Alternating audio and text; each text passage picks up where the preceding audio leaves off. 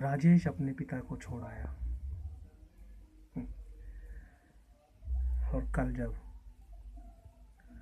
कल जब राजेश गया वृद्धाश्रम, अपने पिताजी को जाके बोलता है, पिताजी आप कैसे हैं?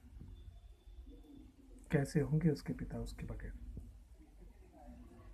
कैसे होंगे उसके पिता? और कैसी होगी उसकी माँ उसके बगैर?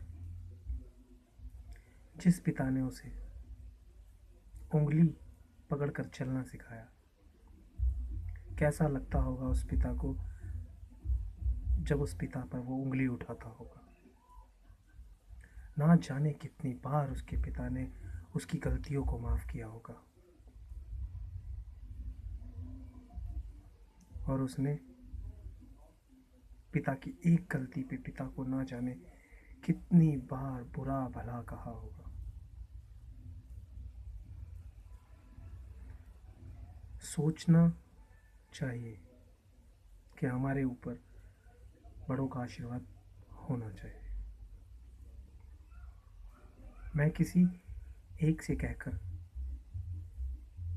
किसी एक को समझाकर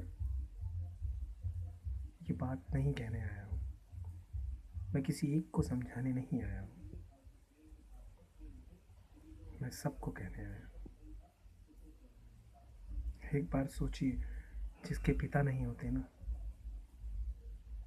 उनको पिता की कमी, जिनको पिता की कमी बहुत महसूस होती है, कभी उनसे पूछिएगा कि अगर तुम्हारे पिता होते तो क्या तुम उन्हें वृद्धाश्रम छोड़ाते? नहीं, कभी नहीं। कल जब राजेश अपने पिता से मिलने गया, तब उसने अपने पिता को बोला, पिताजी कैसे हैं आप? खुश तो है ना यहाँ? और अपने पिताजी से क्या बोलता है? आप बूढ़े हो गए हैं। और उसके पिताजी उससे कहते हैं, मैं बूढ़ा नहीं हुआ राजेश, तू बड़ा हो गया है।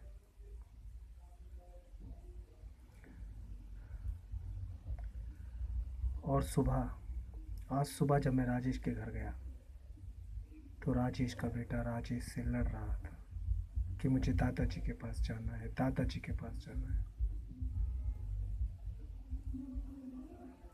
जब मैंने राजेश के बेटे से